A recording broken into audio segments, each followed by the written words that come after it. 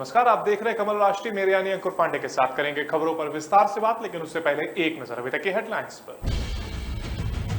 PM Narendra Modi का 15 जुलाई का गुजरात दौरा हुआ स्थगित, सामने आई ये बड़ी वजह।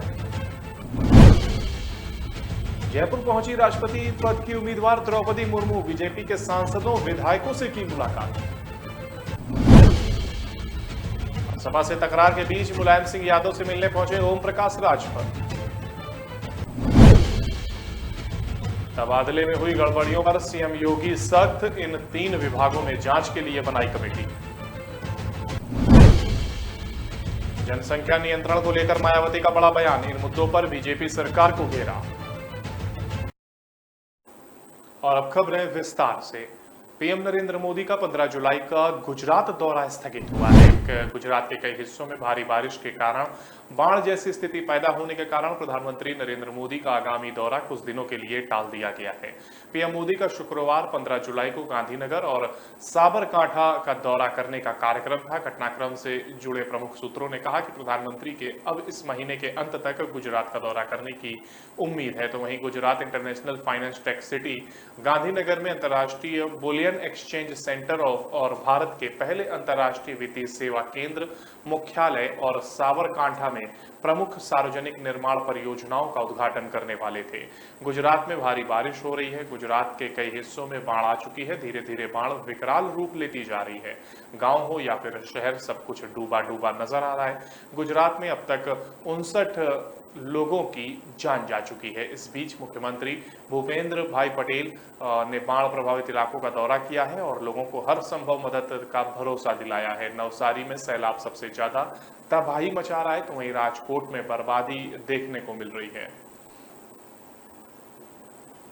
जयपुर पहुंची राष्ट्रपति पद की उम्मीदवार द्रौपदी मुर्मू। एनडीए की तरफ से राष्ट्रपति पद की उम्मीदवार द्रौपदी मुर्मू आज राजस्थान की राजधानी जयपुर पहुंची, जहां पर उन्होंने प्रदेश के बीजेपी सांसदों और विधायकों से मुलाकात की है। मुर्मू से पहले यूपीए की तरफ से राष्ट्रपति पद के उम्मीदवार यशवंत सिन्हा ने कांग्रेस विधायकों से मुलाकात की थी। द्रौपदी मुर्मू नई दिल्ली से विशेष विमान के जरिए पिंक सिटी जयपुर पहुंची। यहाँ एयरपोर्ट पर बीजेपी के प्रदेश अध्यक्ष सतीश पुनिया, पूर्व मुख्यमंत्री वसुंधरा राजे, केंद्रीय मंत्री गजेंद्र सिंह शेखावत, अर्जुन राम मेघवाल के साथ दूसरे बीजेपी नेताओं ने उनका स्वागत किया।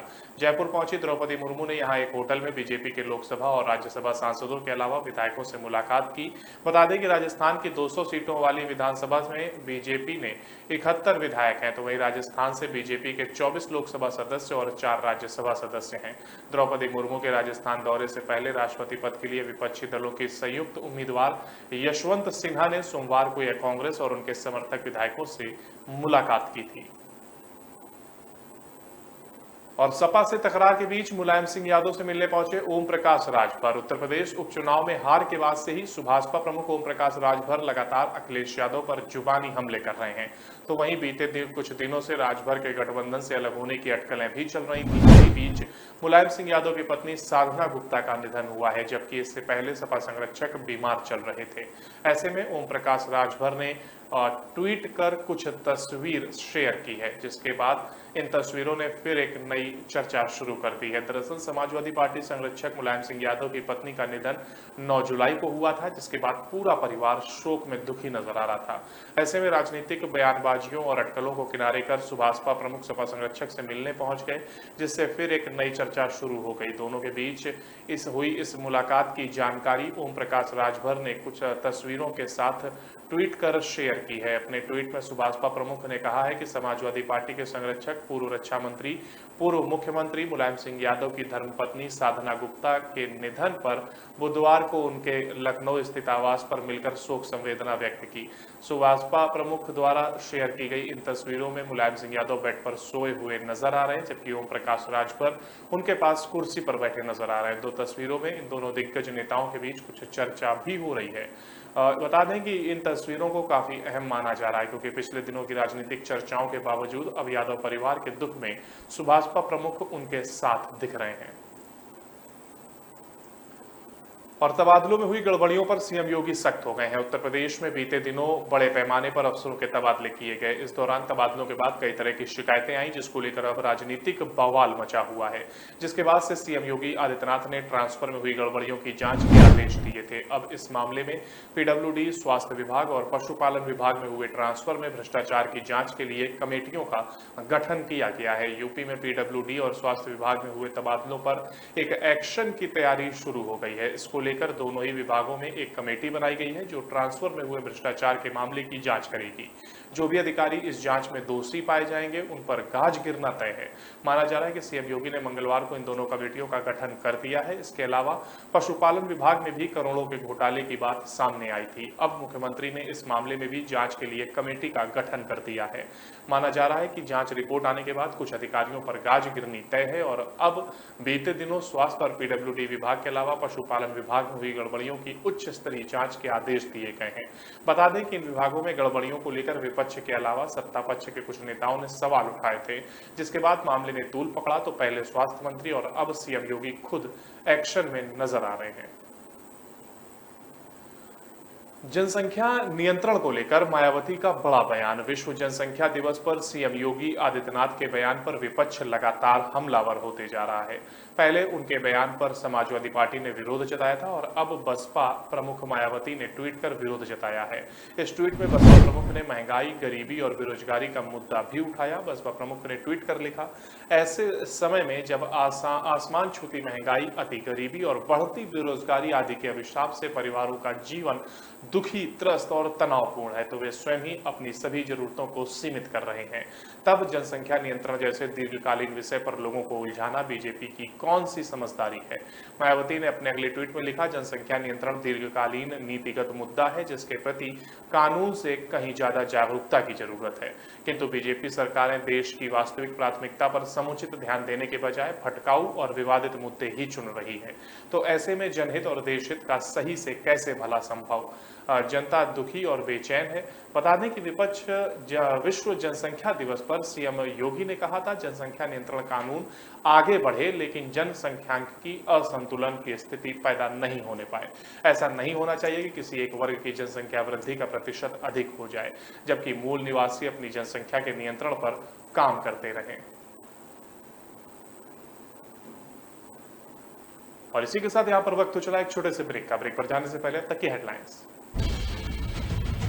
पीएम नरेंद्र मोदी का 15 जुलाई का गुजरात दौरा हुआ स्थगित, तो सामने आई ये बड़ी वजह। जयपुर पहुंची राष्ट्रपति पद की उम्मीदवार द्रौपदी मुर्मू, बीजेपी के सांसदों विधायकों से की मुलाकात। सपा से तकरार के बीच मुलायम सिंह यादव से मिलने पहुंचे ओम प्रकाश राजभर। तबादले में हुई गड़बड़ियों पर सीएम योगी सख्त, इन 3 विभागों ने जांच के लिए बनाई कमेटी। जनसंख्या नियंत्रण को लेकर मायावती का बड़ा बयान, इन मुद्दों पर बीजेपी सरकार को घेरा।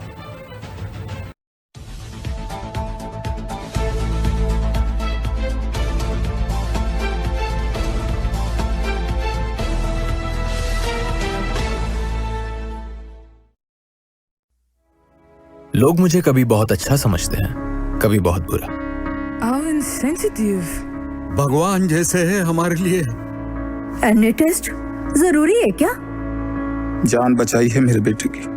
ठीक से देखा ही नहीं, सिर्फ 2 मिनट। लोगों की बातों का असर मैं अपने काम पे नहीं पड़ने देता। मैं जो करता हूं वो अपने पेशेंस के लिए करता हूं। अगर मेरे पास सिर्फ 2 मिनट है तो शायद इसलिए क्योंकि कोई और क्रिटिकल है।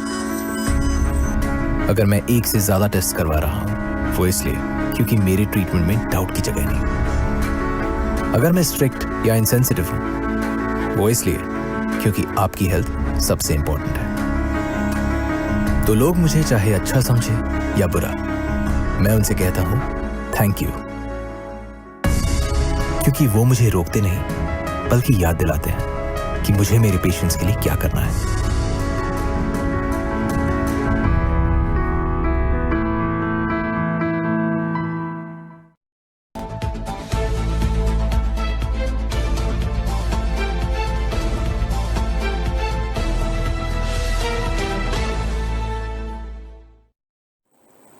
ब्रेक के बाद एक बार फिर आपका स्वागत है। बढ़ते हैं अगली खबर की ओर। पूर्व मंत्री हरक सिंह रावत ने हरिद्वार लोकसभा सीट पर जताई दावेदारी। उत्तराखंड के पूर्व मंत्री हरक सिंह रावत ने आगामी लोकसभा चुनाव के लिए हरिद्वार से अपनी दावेदारी जताई है। रावत ने मंगलवार को कांग्रेस के वरिष्ठ नेताओं, पूर्व अध्यक्ष प्रीतम सिंह, नेता प्रतिपक्ष भुवन कापड़ी और प्रदेश उपाध्यक्ष ब्रह्म स्वरूप ब्रह्मचारी सहित आधा दर्जन से अधिक नेताओं की मौजूदगी में ऐलान किया कि वह हरिद्वार लोकसभा सीट से 2024 में चुनाव लड़ने को तैयार हैं। इन तमाम नेताओं ने भी हरक सिंह रावत का समर्थन किया है। हरक सिंह रावत ने इस ऐलान को राज्य कांग्रेस के दिग्गज नेता और हरिद्वार लोकसभा सीट से चुनाव की तैयारी कर रहे हरीश रावत को पार्टी के भीतर सीधी चुनौती माना जा रहा है। कांग्रेस के वरिष्ठ नेता हरिद्वार में कांग्रेस नेता ब्रह्मचारी के आश्रम में जुटे। बाद में कांग्रेस के पूर्व अध्यक्ष प्रीतम सिंह, हरक सिंह रावत, नेता प्रतिपक्ष और मुख्यमंत्री पुष्कर सिंह धामी के गृह क्षेत्र खटीमा से कांग्रेस विधायक भुवन चंद्र कापड़ी, प्रदेश सचिव संजय पालीवाल सहित आधा दर्जन से अधिक नेता पहुंचे।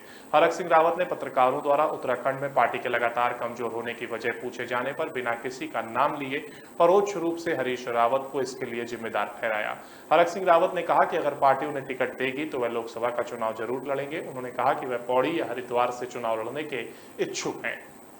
हरीश रावत भी हरिद्वार से चुनाव लड़ने की तैयारी कर रहे हैं। ऐसे में हरक सिंह रावत के हरिद्वार से चुनाव लड़ने के ऐलान के बाद पार्टी के भीतर से ही बड़ी चुनौती पैदा हो गई है।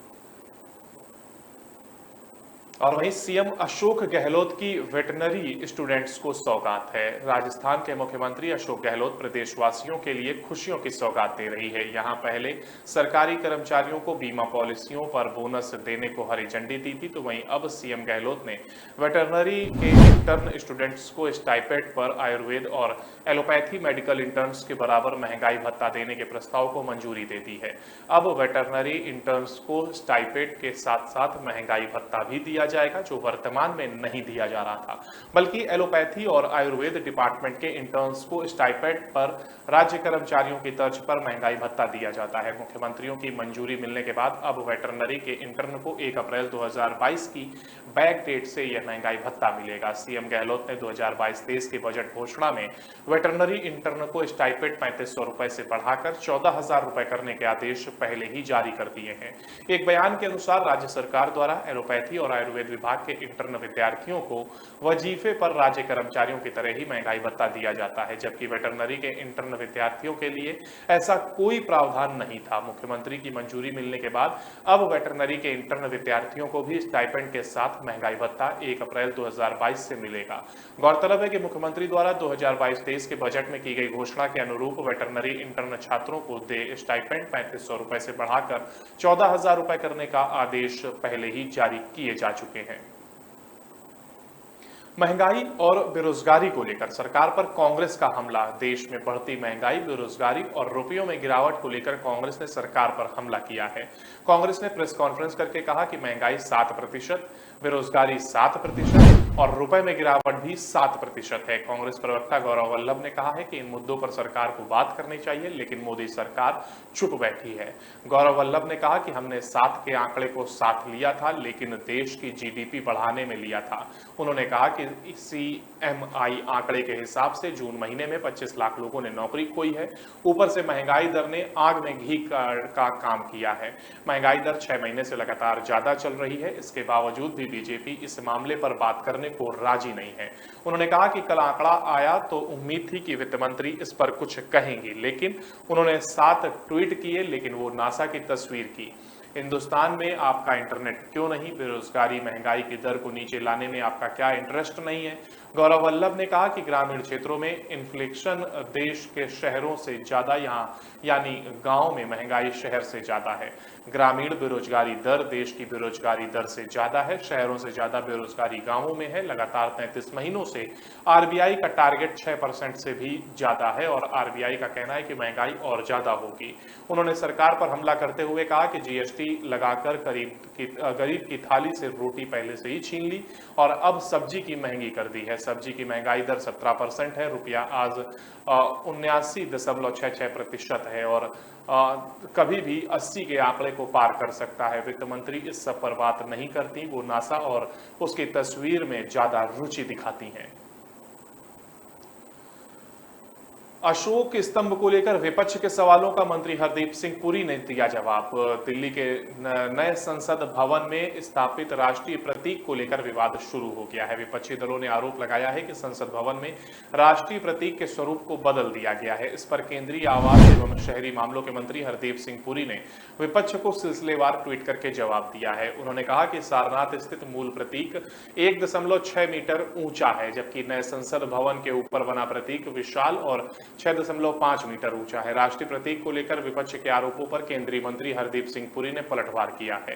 उन्होंने कहा कि यदि सारनाथ में स्थित राष्ट्रीय प्रतीक के आकार को बढ़ाया जाए या नए संसद भवन पर बने प्रतीक के आकार को छोटा किया जाए तो दोनों में कोई अंतर नहीं होगा। मंत्री ने ट्वीट किया कि यदि कोई व्यक्ति नीचे से सारनाथ प्रतीक को देखता है तो वह उतना ही शांत या क्रोधित दिखाई देगा जितना बताया जा रहा है। उन्होंने कहा कि यदि मूल प्रतीक की वास्तविक प्रतिकृति नई इमारत पर लगाई जाती है तो वह दूर से नहीं दिखाई देगी। उन्होंने कहा कि विशेषज्ञों को यह बात भी पता होनी चाहिए कि सारनाथ में रखा गया मूल प्रतीक जमीन पर है, जबकि नया प्रतीक जमीन से 33 मीटर की ऊंचाई पर है। विपक्षी दलों और कार्यकर्ताओं ने सरकार पर अशोक की लाट के मोहक और राजसी शान वाले शेरों की जगह उग्र शेरों का चित्रण कर राष्ट्रीय प्रतीक के स्वरूप को बदलने का आरोप लगाया है। उन्होंने इसे तत्काल बदलने की मांग की। पुरी ने मंत्रालय पर सेंट्रल विस्टा पुनर्विकास परियोजना के तहत नए संसद भवन के निर्माण का जिम्मा है। उन्होंने कहा कि दो संरचनाओं की तुलना करते समय कोण, ऊंचाई और माप के प्रभाव की सराहना करने की आवश्यकता है। भोपाल में भारी बारिश से हाल बेहाल है। मध्य प्रदेश की राजधानी में लगातार बारिश के हाल बेहाल कर दिए हैं। कई इलाकों में पानी जमा हो गया है। इस बारिश ने नगर निगम की तैयारियों की भी पोल खोल दी है। इसका अंदाजा इसी बात से लगाया जा सकता है कि केंद्रीय मंत्री ज्योतिरादित्य सिंधिया के बंगले में भी पानी घुस गया है। इसका एक वीडियो भी सामने आया है जिसमें दावा किया जा रहा है कि केंद्रीय मंत्री सिंधिया के घर भी पानी घुस गया। पानी का बहाव देखकर बदहाली का अंदाजा लगाया जा सकता है। भारी बारिश से आए सैलाब की तस्वीर भोपाल की बताई जा रही है। सैलाब ने पूरे घर को अपने आगोश में समा लिया है। एक गेट से पानी जा रहा है तो दूसरे गेट से निकल रहा है। बारिश का पानी इसी आलीशान घर में भी अपनी जगह बना चुका है। एक युवक वाइपर लेकर लगातार पानी निकालने की कोशिश में जुटा दिख रहा है। दावा किया जा रहा है कि यह भोपाल में केंद्रीय मंत्री सिंधिया के घर में बारिश का पानी घुस गया। यह वीडियो यूथ कांग्रेस अध्यक्ष श्रीनिवास ने ट्वीट किया है और लिखा है कि यह सिंधिया जी का भोपाल स्थित बंगला है जहां चारों ओर विकास की गंगा बह रही है। अब मंत्री जी के बंगले में अगर पानी घुस जाएगा तो सियासत तो होगी ही। दरअसल ज्योतिरादित्य सिंधिया का नया बंगला हाल ही में श्यामला हिल्स में बनकर तैयार हुआ है। कुछ महीनों पहले ही केंद्रीय मंत्री ने पूजा कर उसमें प्रवेश किया था। भोपाल आने पर वह इसी बंगले में रुकते हैं। भारी बारिश के बाद सिंधिया के बंगले में नाले का पानी घुस गया है। वायरल वीडियो में आप देख सकते हैं कि कर्मचारी कैसे कमरे से पानी बाहर निकाल रहे हैं। बताया जा रहा है कि पानी की वजह से वुडन फ्लोर को नुकसान हुआ है। भोपाल नगर निगम के कमिश्नर और पीडब्ल्यूडी के अधिकारियों ने भी बंगले का मुआयना किया। गौरतलब है कि श्यामला हिल्स इलाके में तमाम वीआईपी लोगों का घर है। ज्योतिरादित्य सिंधिया के बंगले के बगल में ही पूर्व सीएम उमा भारती और दिग्विजय सिंह का घर है। वहीं 1 किलोमीटर की दूरी पर सीएम शिवराज सिंह चौहान का भी आवास है। इसके बावजूद ज्योतिरादित्य सिंधिया के घर में पानी घुसना कई सवाल खड़ा कर रहा है। और हम यहां पर रुक रहे हैं छोटे से ब्रेक के लिए। ब्रेक पर जाने से पहले अब तक की हेडलाइंस। पीएम नरेंद्र मोदी का 15 जुलाई का गुजरात दौरा हुआ स्थगित। सामने आई ये बड़ी वजह। जयपुर पहुंची राष्ट्रपति पद की उम्मीदवार द्रौपदी मुर्मू। बीजेपी के सांसदों विधायकों से की मुलाकात। सपा से तकरार के बीच मुलायम सिंह यादव से मिलने पहुंचे ओम प्रकाश राजभर। तबादले में हुई गड़बड़ियों पर सीएम योगी सख्त। इन 3 विभागों में जांच के लिए बनाई कमेटी। जनसंख्या नियंत्रण को लेकर मायावती का बड़ा बयान। इन मुद्दों पर बीजेपी सरकार को घेरा।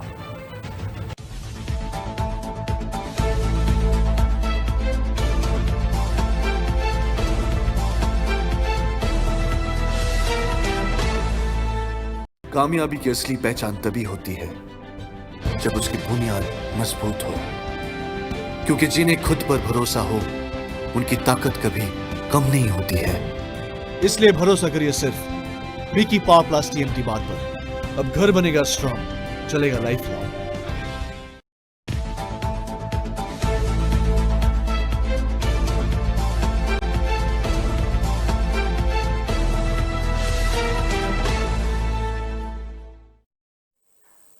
बाद एक बार फिर आपका स्वागत है। बढ़ते हैं अगली खबर की ओर। एमपी में मजदूर के बेटे ने जेईई मेंस में टॉप किया है। जहां चाह होती है वहां राह अपने आप बन जाती है। यह बात साबित कर दी है मध्य प्रदेश के देवास में मजदूर परिवार के दीपक प्रजापति ने।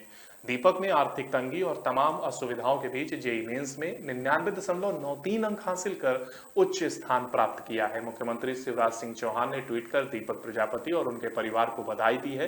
देवास के विकास नगर में रहने वाले दीपक प्रजापति मजदूर परिवार से ताल्लुक रखते हैं। दीपक के पिता राम प्रजापति मजदूरी कर परिवार का भरण पोषण करते हैं। पिता राम प्रजापति ने जब दीपक की आंखों में हौसला और सपनों की उड़ान देखी तो रिश्तेदारों से उधार रकम लेकर उसे इंदौर पढ़ने के लिए भेजा।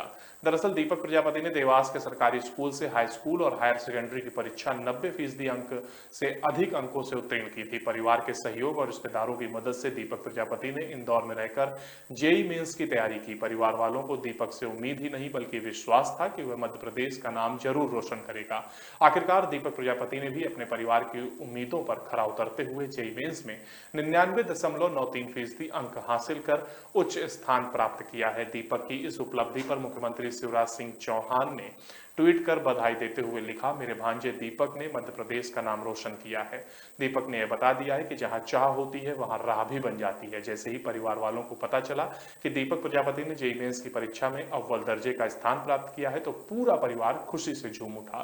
दीपक की माता अनीता बाई के मुताबिक वे विकास नगर में किराए के मकान में रहते हैं। परिवार वालों ने जीवन भर की पूंजी लगाकर दीपक को उच्च शिक्षित करने का सपना देखा है। यह सपना साकार होता भी नजर आ रहा है। कांग्रेस प्रत्याशी की जगह बीजेपी से चुनाव लड़ रहे भाई का प्रचार करने पर गाज गिरी है। मध्य प्रदेश में नगरीय निकाय चुनाव में पार्टी को नुकसान पहुंचा रहे नेताओं पर गाज गिरनी शुरू हो गई है। कांग्रेस और बीजेपी की नजर उन परिवारों पर ज्यादा बनी है जिनके परिजन दलों में पैठ बनाए हुए हैं। सागर में कुछ ऐसी ही तस्वीरें सामने आई। कांग्रेस ग्रामीण के जिला कार्यकारी अध्यक्ष अखिलेश केशरवानी को कांग्रेस ने प्राथमिक सदस्यता से 6 साल के लिए निष्कासित कर दिया है। वो तिलकगंज वार्ड में अधिकृत कांग्रेस उम्मीदवार चुन्नीलाल पटेल के विरोध में बीजेपी का प्रचार कर रहे थे। यहां से उनके भाई शैलेश केशरवानी बीजेपी के टिकट पर चुनाव मैदान में है।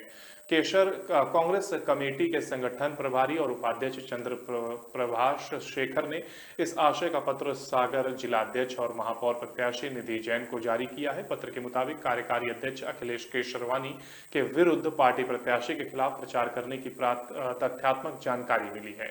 इस आधार पर उनको कांग्रेस की प्राथमिक सदस्यता से 6 साल के लिए निष्कासित किया जाता है। इस मामले में कार्यकारी अध्यक्ष कांग्रेस अखिलेश केशरवानी का कहना है कि मेरे राजनीतिक विरोधियों और द्वेष की भावना रखने वालों ने पार्टी हाईकमान को गलत जानकारी दी है। प्रदेश अध्यक्ष कमलनाथ से मुलाकात कर मैं अपना पक्ष रखूंगा। मुझे निगम चुनाव में जिस वार्ड की जिम्मेदारी दी गई थी वहां मैंने पूर्ण निष्ठा से काम किया है। नगर निगम सागर के 48 वार्ड पार्षदों के चुनाव में बीजेपी और कांग्रेस दोनों दलों ने बागी उम्मीदवार चुनाव मैदान में हैं। 6 जुलाई को वोटिंग भी हो गई है लेकिन अभी तक इनके खिलाफ कोई अनुशासनात्मक कार्रवाई नहीं हुई है। सागर में 17 जुलाई को गिनती होनी है। नतीजों के बाद दोनों दल कार्रवाई करेंगे। यदि बागी जीतते हैं तो उनको निगम अध्यक्ष के चुनाव के चलते पार्टी में बनाए रखेंगे, ऐसी रणनीति बनाए हुए हैं।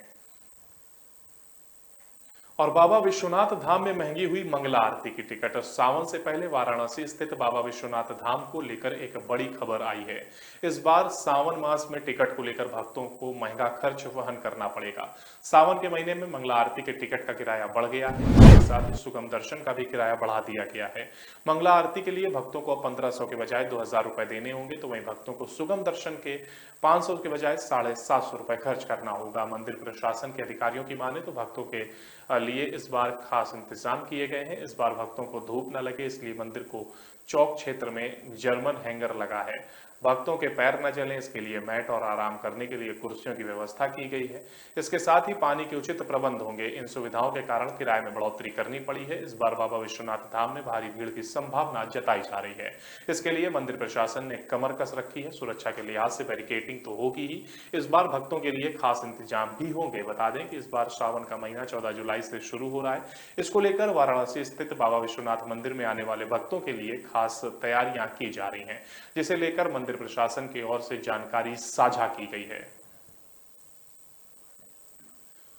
पंजाब सरकार ने बिजली सब्सिडी के नियमों को बदलाव किया है। पंजाब सरकार ने बिजली सब्सिडी नियमों में बदलाव किया। सरकार के इस बदलाव से जनता के एक बड़े वर्ग को लाभ मिलेगा। राज्य के सभी घरेलू उपभोक्ता अगर 2 महीने में सिर्फ 600 यूनिट बिजली खर्च करेंगे तो उनका बिजली का बिल 0 होगा। सरकार ने अनुमान लगाया है कि चालू वित्त वर्ष के दौरान PSPCL को कुल बिजली सब्सिडी 15,886 करोड़ रुपए देनी होगी। तो वहीं पहले किसानों को दी जाने वाली मुफ्त बिजली कुल सब्सिडी के 70% के बराबर थी। अब बजट प्रावधानों के अनुसार कृषि क्षेत्र और घरेलू उपभोक्ताओं को सब्सिडी 42.5% और औद्योगिक क्षेत्र को कुल वार्षिक सब्सिडी का 15% के बराबर है। All India power engineers federation के प्रवक्ता विनोद गुप्ता ने कहा कि पंजाब देश का एकमात्र राज्य है जहां उद्योग को सब्सिडी दी गई है। चालू वित्त वर्ष के दौरान पंजाब सरकार को विभिन्न श्रेणियों के उपभोक्ताओं को बिजली सब्सिडी के रूप में 24,866 करोड़ रुपए का भुगतान करना होगा। पंजाब विधानसभा चुनाव के दौरान आम आदमी पार्टी ने फ्री बिजली देने का वादा किया था। हालांकि इस घोषणा को लेकर काफी बवाल भी हुआ था, लेकिन आखिरकार भगवंत मान सरकार ने पंजाब के लोगों को मुफ्त बिजली देने का फैसला कर लिया है, जिसके तहत अब पंजाब की जनता को हर बिल पर 600 यूनिट मुफ्त बिजली मिलेगी। दिल्ली की आप नित केजरीवाल सरकार लोगों को 200 यूनिट फ्री बिजली देती है, जबकि राजधानी के लोगों को 400 यूनिट तक आधे दाम की छूट दी जाती है। और आम आदमी पार्टी की दिल्ली में कई सालों से सरकार है, जहां फ्री बिजली योजना काफी चर्चा में रहती है।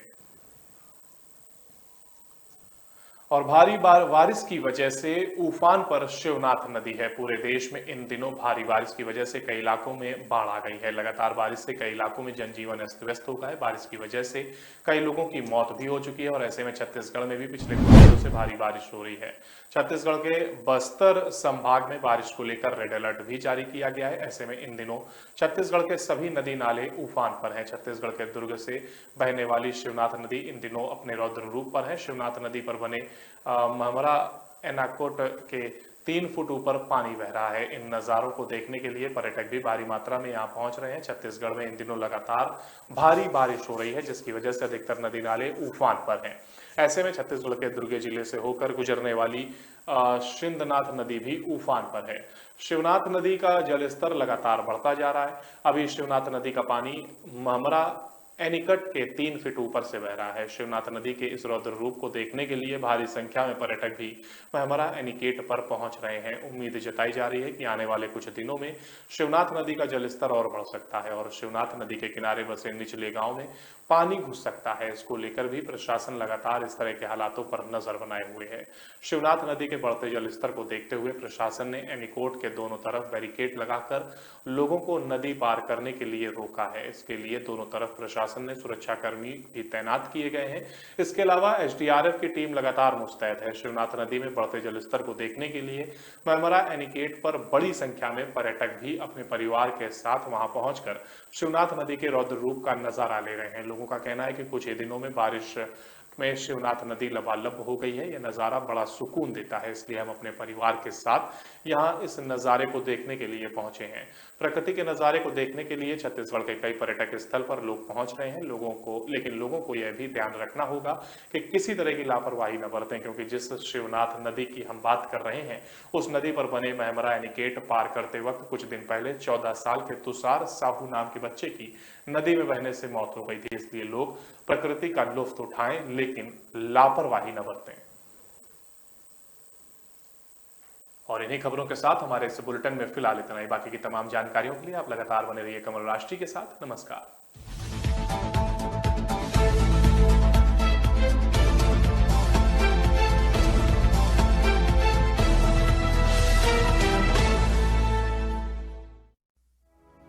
लोग मुझे कभी बहुत अच्छा समझते हैं,